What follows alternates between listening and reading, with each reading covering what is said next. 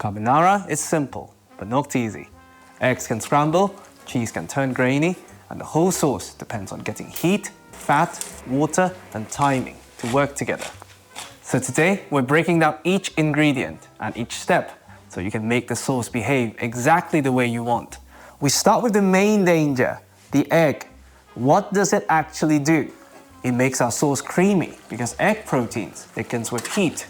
It also emulsifies the rendered pork fat with the rest of the sauce. Think about the whole sauce as one big mayonnaise made with egg, pork fat, pasta water, and cheese.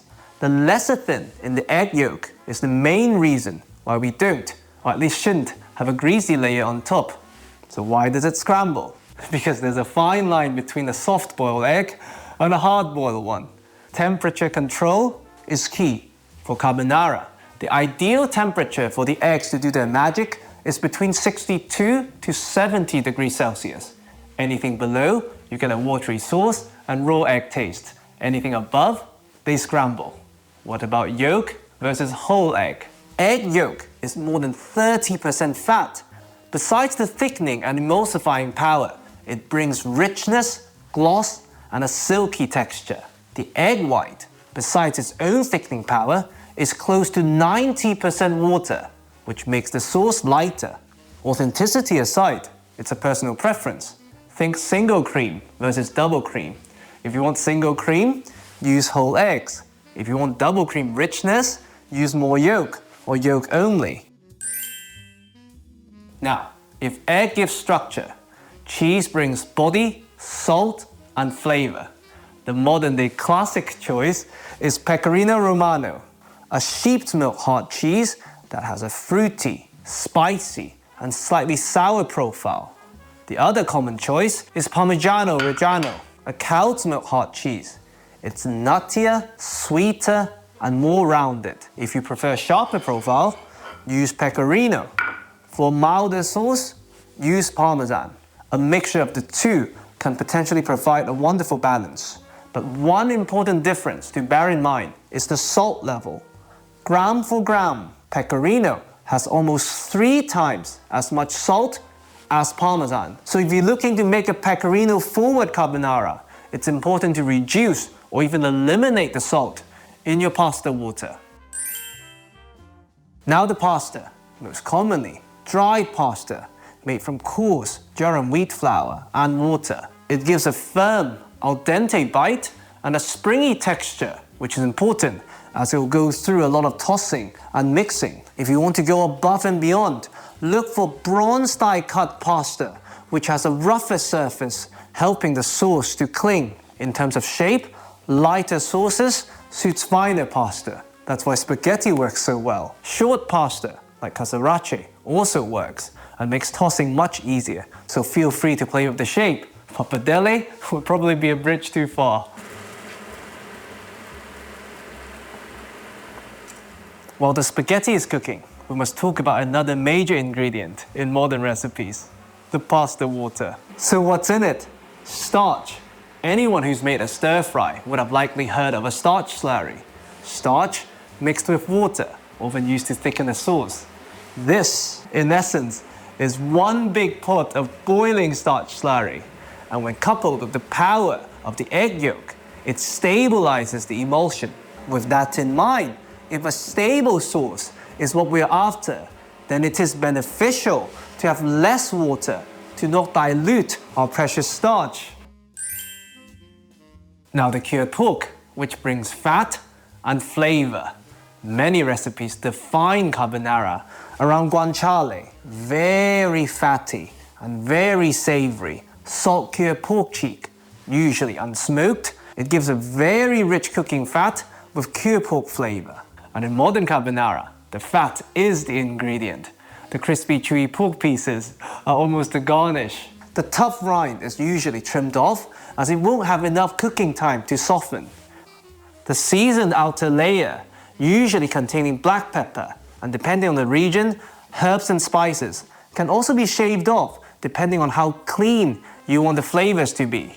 The other option is pancetta, salt-cured pork belly, basically Italian bacon. It has more meat compared to guanciale and renders a cleaner fat with a more elegant pork flavor. Smoked pancetta has mostly disappeared in modern recipes, but it can stand up to a yolk-only sauce.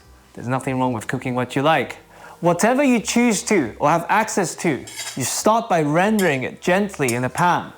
Usually no need for added oil, but if it starts to burn, you can add a thin layer of neutral oil to help the pan conduct heat.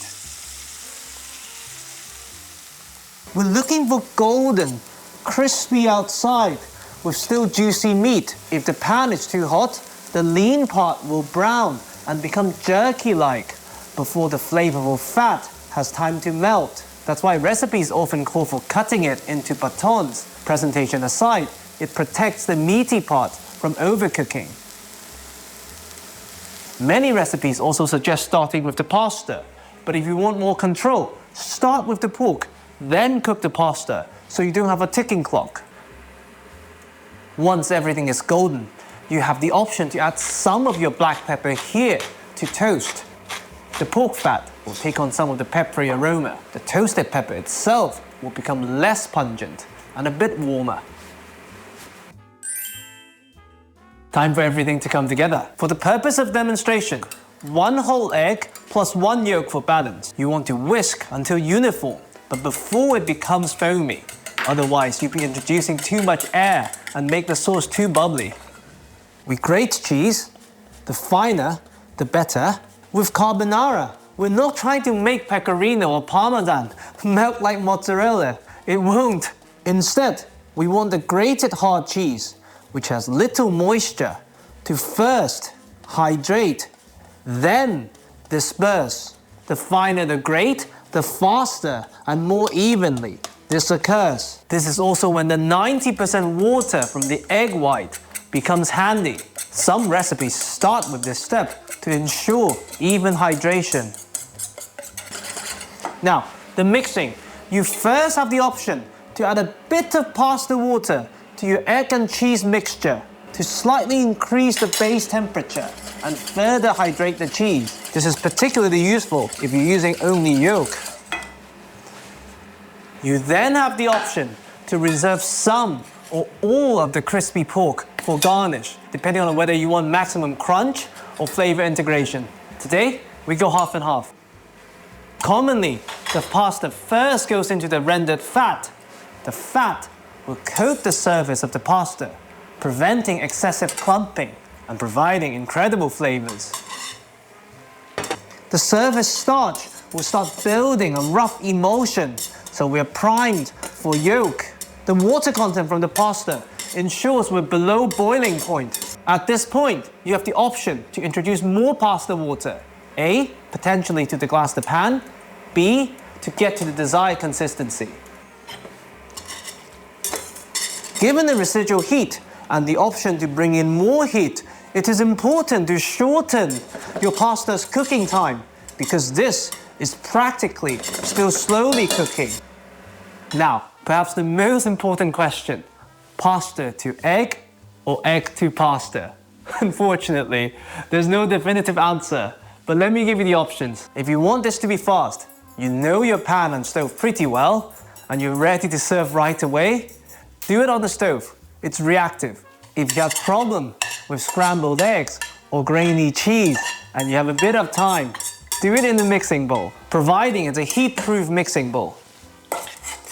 Depending on volume, what is most likely going to happen is the temperature of the combined mixture is going to drop to around 40 degrees Celsius, below the 62 to 70 degrees Celsius range that we talked about earlier.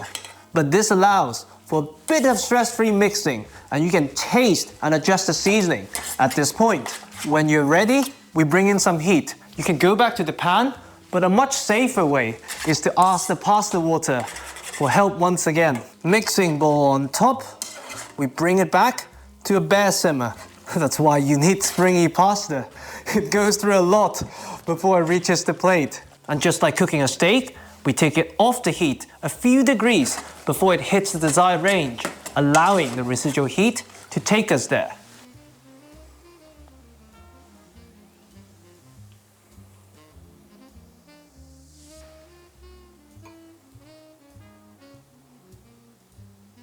fresh round of black pepper, this time for the fresh, sharp heat.